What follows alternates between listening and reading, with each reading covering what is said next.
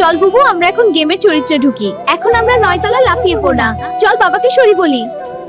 Mobile গেমে আসক্ত হয়ে এভাবে 3 বোন 9 তলা থেকে লাফিয়ে পড়ে মৃত্যুবরণ করলো। আপনার সন্তানকে মোবাইল গেম থেকে সাবধানে রাখুন। জীবনে কখনো কখনো কোনো দুর্ঘটনা থেকেও শিক্ষা নিতে হয়। আজকের একটি পোস্ট আমার হৃদয়ে রক্তক্ষরণ করেছে। যদিও এই ঘটনাটি আমাদের বাংলাদেশের নয়, ভারতের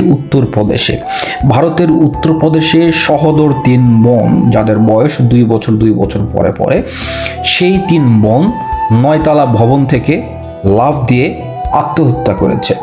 এই আত্মহত্যার কারণ শুনলে আপনি নিজেও শিউরে উঠবেন, কারণ এই ঘটনার সাথে আপনি, আপনার সন্তান বা আপনার পরিবারের কেউ না কেউ জড়িত আছে। প্রশ্ন যাচ্ছে যে ওই 3 বোনের মৃত্যুর সাথে আপনারা জড়িত আছেন? না, আপনি আপনার সন্তানের মৃত্যুর সাথে অথবা আপনার পরিবারের কারো না কারো মৃত্যুর সাথে বা মৃত্যুর মতো ঘটে যাওয়া ঘটনার সাথে জড়িয়ে পড়ছেন। কিভাবে জড়িয়ে পড়ছেন? যে আমাদের হাতে একটি ডিভাইস আছে মোবাইল নামক। এই মোবাইল নামক ডিভাইস আমাদের অনেক প্রয়োজনে ব্যবহার হয়, কিন্তু এরও যে পার্শ্ব প্রতিক্রিয়া আছে বা খারাপ দিক আছে সেটি কিন্তু আমরা কখনো ভাবি না।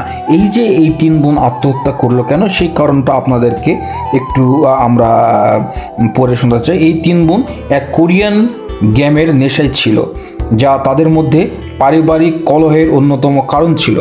করোনা কালে তারা অনলাইনে গেমসের প্রতি এতটাই আসক্ত হয়ে পড়ে যে নিয়মিত স্কুলে যাওয়া বন্ধ করে দেয়। তারা তাদের গেমের প্রতি চরিত্রের মতো নিজেদের কোরিয়ান নামও ব্যবহার করতে থাকে। অর্থাৎ বুঝতে পেরেছেন যে গেমের যে চরিত্রগুলো আছে সেই চরিত্রের নামগুলো তাদের নিজেদের নামের সাথে ধারণ করে।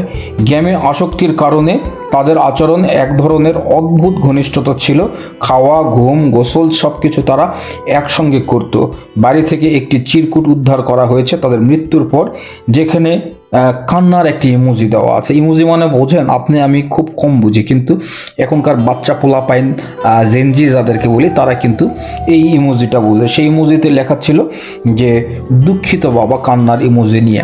তাহলে চিন্তা করে দেখেন যে 3 বোন, তারা করোনার সময় আমরা অনেক সময় বাচ্চা কাচ্চাদের কাছে লেখাপড়ার জন্য মোবাইল তুলে দিয়েছি, ল্যাপটপ তুলে দিয়েছি, ইন্টারনেটের যে সুযোগ সুবিধা ওয়াইফাই সেগুলো তাদেরকে দিয়েছি যে তারা লেখাপড়া করবে, কিন্তু এরই ফাঁকে তারা গেমের মধ্যে আসক্ত হয়ে গেছে। আমাদের দেশে পাবজি আছে, ফ্রি ফায়ার আছে, এই ধরনের অনেক গেম আছে যে গেমগুলোতে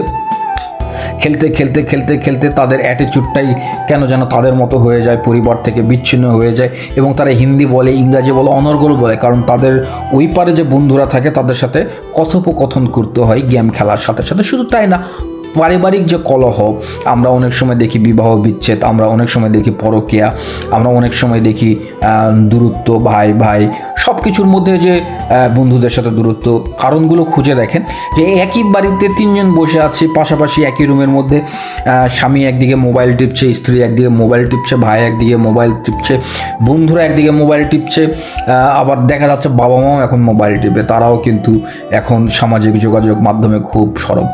আমরা অবশ্যই মোবাইল ব্যবহার করব প্রয়োজনেরটুকু। দেখেন কোনো বাচ্চা খাচ্ছে না, তাহলে তাকে কিভাবে খাওয়াইতে হবে? কোনো একটা মোবাইলে কার্টুন দিতে হবে অথবা তাকে ওই মোবাইলটা দিতে হবে, সে কার্টুন দেখবে আর খাবে। হয়তো বাচ্চা ঘুমাচ্ছে না, তাহলে তাকে গান শোনাইতে হবে বা খেলা দিতে হবে, সে কিন্তু ওইটা দেখে ঘুমানোর চেষ্টা করবে।